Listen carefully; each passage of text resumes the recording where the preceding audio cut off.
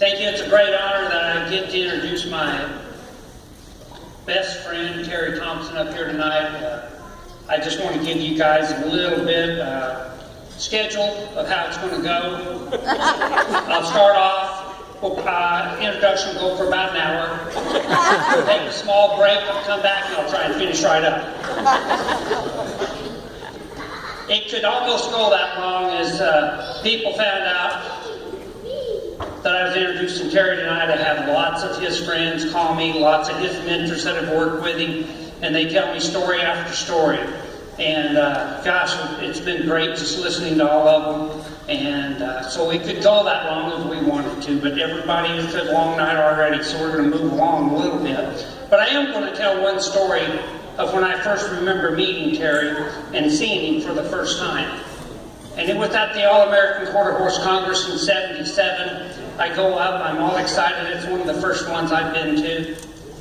And I'm watching the open reining. Boy, it's a great reining, you know. And it's at the All-American Quarter Horse Congress, you know. And just one good horse after another comes in. All of a sudden, this guy comes in with an Appaloosa, okay? And I'm like, what the heck, you know? He comes in and starts off pretty good. Keeps going. Really good. Keeps going. Whoa, he's really good. Who is this guy, you know?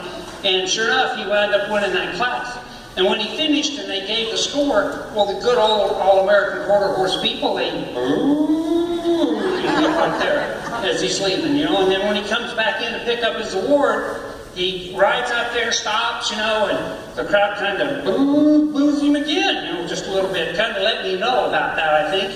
But I was like, hey, I don't know that guy, but man, that's great. He's supposed to win that, you know. And so Terry turns and rides out, and I see him waving to the crowd, and I thought, that's really good. But then I realized he was missing a few fingers. I mentioned that to him. He doesn't really remember it that way. But then from there, I got to know him.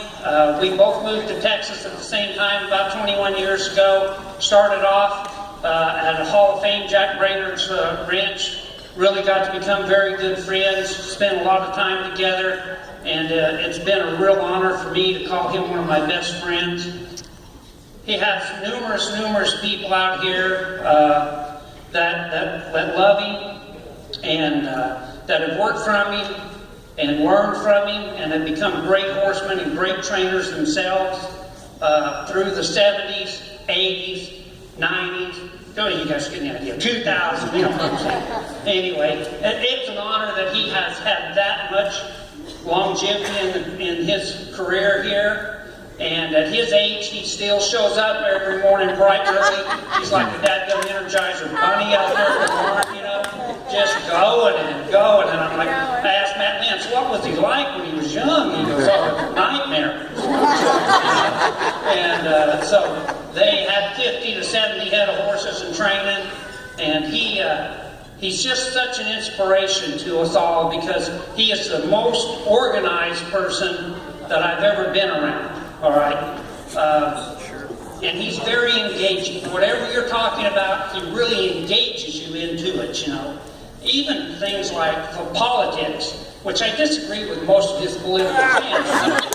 He really gets you engaged with it. But he's very instrumental in helping out with starting the NRHA judging system. He's probably the most dedicated person that I've ever seen as a judge. Still today, he studies and reviews his tapes before he goes judges, whether it's an NRHA reining, an AQHA show. He has tapes on all the classes he's going to do. I've never seen anybody be as thorough and organized and ready to go judge and be prepared as he is. And that's the same way he's been with his horses and his clients and everybody that he's dealt with and helped through the years. It's with great honor that I get to introduce number 3 in your program in the Hall of Fame, but number 1 in your hearts, Terry Thompson.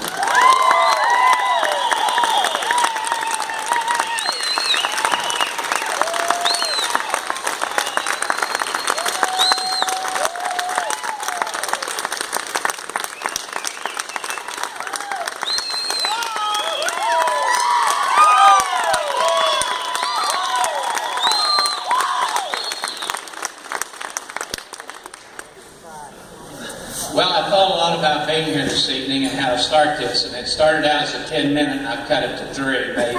So, what I'd like to simply say is, when you have something like this and you're awarded something like this, it certainly brings out the humble feelings in you and the appreciation. And with that always comes thank you.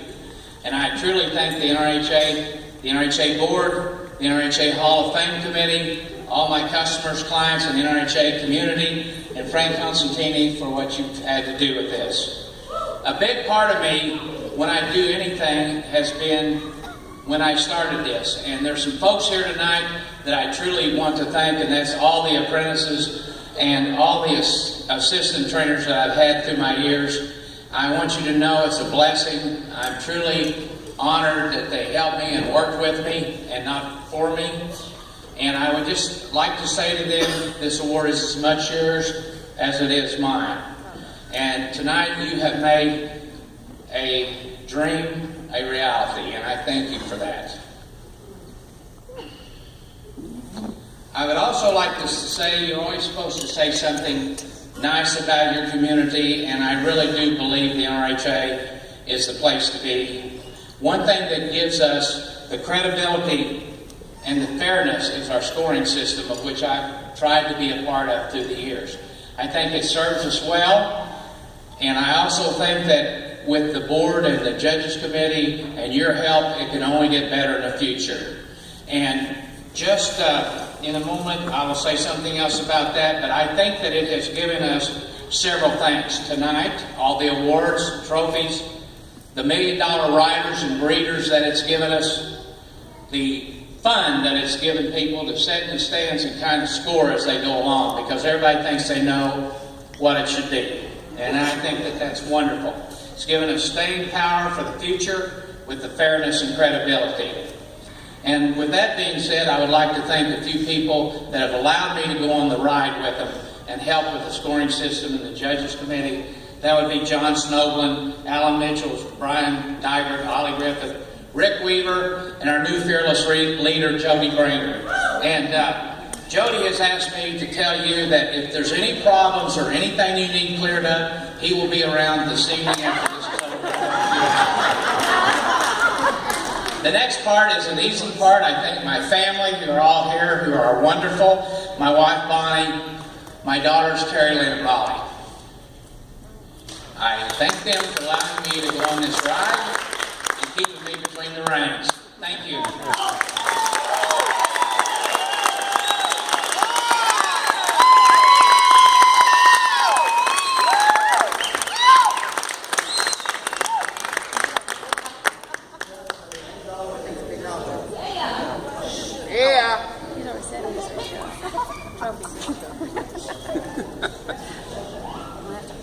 Hey, Bonnie, where are we going to put this? Finally.